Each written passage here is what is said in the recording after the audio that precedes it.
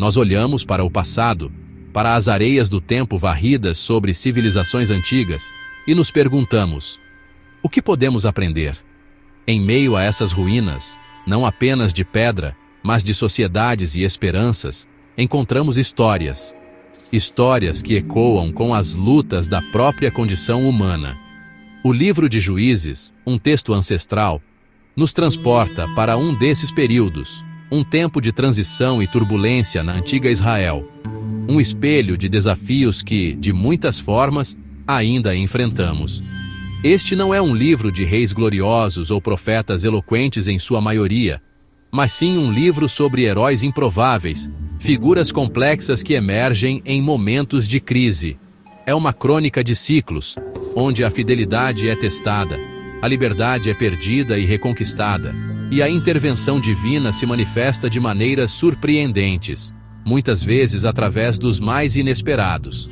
Um livro sobre crises cíclicas? Sim, mas fundamentalmente sobre a surpreendente e, por vezes, desconcertante graça de Deus. O livro de Juízes revela um período conturbado da história de Israel, mas, ao fazê-lo, desvela lições atemporais sobre liderança, fé e as consequências de nossas escolhas coletivas.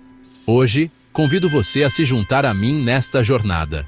Vamos mergulhar nas profundezas deste texto fascinante, explorando não apenas suas narrativas dramáticas, mas também as camadas de significado que se escondem sob a superfície. Juntos, descobriremos 7 curiosidades, 7 chaves que podem nos ajudar a entender melhor sua profundidade histórica, sua complexidade teológica e sua relevância persistente para o nosso mundo. Prepare-se para ver o livro de Juízes sob uma nova luz. Adentramos agora o coração pulsante do livro de Juízes. E o que encontramos é um padrão, uma espécie de ritmo cósmico que se repete com uma regularidade quase dolorosa. Os estudiosos o chamam de o ciclo dos juízes. Imaginem uma espiral, não sempre ascendente, mas muitas vezes descendente, antes que uma mão intervenha. Este ciclo, esta dança com o destino e o divino, se desenrola nada menos que 7 vezes ao longo da narrativa. 7 vezes a nação de Israel, após um período de paz ou libertação, começa a se desviar, a esquecer as alianças e os preceitos que outrora guiaram seus passos. É um retrato da fragilidade da memória coletiva e da sedução constante de caminhos mais fáceis, ou, aparentemente, mais atraentes. O primeiro passo neste ciclo recorrente é a apostasia. O povo de Israel, seduzido pelas práticas das nações vizinhas ou simplesmente pelo cansaço da vigilância espiritual, abandona a Deus. Eles se voltam para outros deuses, para ídolos de pedra e madeira, esquecendo-se daquele que os tirou da escravidão. Esta traição espiritual não fica sem resposta. Segue-se então a opressão.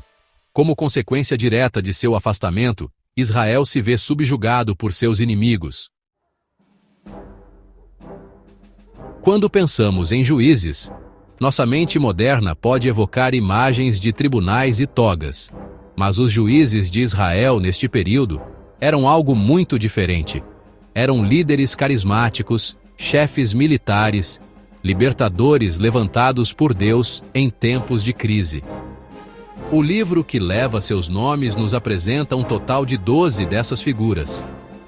12 indivíduos que, cada um à sua maneira, deixaram uma marca indelével na história de seu povo. No entanto, há uma curiosidade intrigante na forma como suas histórias são contadas. Nem todos recebem o mesmo destaque sob os holofotes da narrativa bíblica. Dos 12 juízes mencionados, apenas 6 têm suas histórias detalhadas com alguma profundidade. Personagens como Otiniel, Eude, Débora, Gideão, Jefté e, claro, o famoso Sansão, cujas façanhas e falhas são exploradas em capítulos inteiros. Em um mundo antigo, predominantemente patriarcal, onde as vozes femininas na liderança pública eram raras e muitas vezes silenciadas, emerge uma figura extraordinária no livro de Juízes: Débora. Sua história não é apenas notável, ela é revolucionária para seu tempo e continua a inspirar até hoje. Débora se destaca não apenas por ser a única mulher entre os 12 juízes de Israel, um fato por si só digno de nota, mas também pela natureza multifacetada de sua liderança. Ela não era apenas uma juíza no sentido de resolver disputas e governar, mas também uma estrategista militar e, crucialmente, uma voz profética.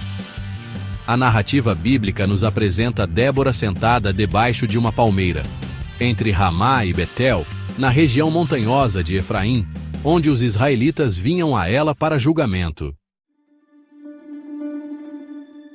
A história de Gideão é uma das mais dramáticas e instrutivas do livro de Juízes, uma narrativa que explora a jornada da dúvida à fé, da insignificância à liderança improvável.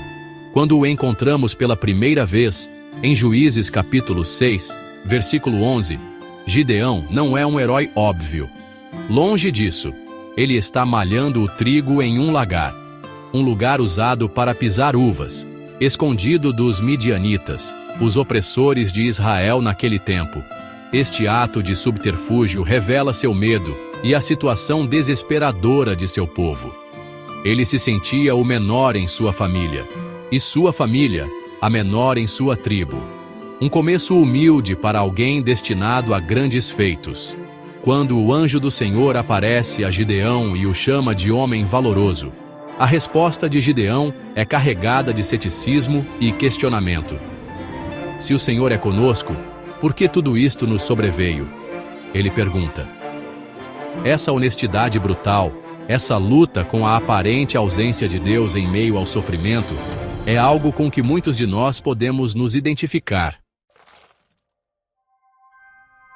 Adentramos agora uma das passagens mais sombrias e debatidas do livro de Juízes, a história de Jefté e seu voto precipitado. Jefté era um guerreiro valente, mas também um homem marcado por uma origem difícil, sendo filho de uma prostituta e expulso por seus meio-irmãos. Contudo, quando os amonitas ameaçaram Israel, os anciãos de Gileade, desesperados, buscaram Jefté para liderá-los na batalha. Em sua ânsia por assegurar a vitória e, talvez, por validar sua posição, Jefté fez um voto ao Senhor, registrado em Juízes, capítulo 11, versículos 30 e 31. Ele prometeu: se totalmente entregares os filhos de Amon nas minhas mãos, aquilo que, saindo da porta de minha casa, me vier ao encontro, voltando eu vitorioso dos filhos de Amon, isso será do Senhor, e o oferecerei em holocausto. Poucos personagens bíblicos são tão conhecidos e, ao mesmo tempo, tão enigmáticos quanto Sansão. Sua história é um épico de força sobre-humana, paixões avassaladoras e uma queda trágica, um estudo de caso sobre o paradoxo do poder divino investido em um vaso humano profundamente falho. Desde antes de seu nascimento, Sansão foi dedicado a Deus como um nazireu, um voto que implicava certas restrições, como não beber vinho, não tocar em cadáveres e, crucialmente, nunca cortar o cabelo, pois ali residia o segredo de sua força extraordinária, um dom direto do Espírito do Senhor. As façanhas de Sansão são lendárias.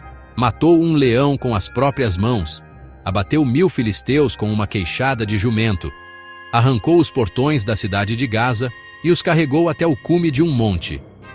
Essa força física era, inegavelmente, um presente divino, destinado a ser usado para libertar Israel da opressão filisteia. No entanto, a narrativa de Sansão é marcada por uma tensão constante entre seu chamado divino e suas fraquezas morais e emocionais. Ele era impulsivo, movido por vingança pessoal e repetidamente seduzido por mulheres filisteias, quebrando os limites de seu voto e de sua lealdade a seu povo e a seu Deus. Sua relação com Dalila é o clímax de sua vulnerabilidade. Ao navegarmos pelas narrativas turbulentas e muitas vezes perturbadoras do livro de Juízes, uma frase recorrente começa a ecoar, ganhando peso e significado a cada repetição. Ela aparece de forma proeminente nos capítulos finais do livro, servindo quase como um diagnóstico sombrio da condição espiritual e social de Israel naquele tempo. Essa frase-chave, que encapsula a essência da desordem reinante, é: naqueles dias não havia rei em Israel. Cada um fazia o que achava mais reto aos seus próprios olhos. Juízes 17:6 e 21:25, com variações. Esta declaração não é apenas uma observação política sobre a ausência de uma monarquia centralizada. Seu alcance é muito mais profundo, penetrando nas esferas da moralidade, da justiça e da coesão social. Quando não há um padrão transcendente, uma autoridade divina reconhecida e seguida, o que resta? A subjetividade, o relativismo. Cada indivíduo se torna seu próprio árbitro do que é certo e errado.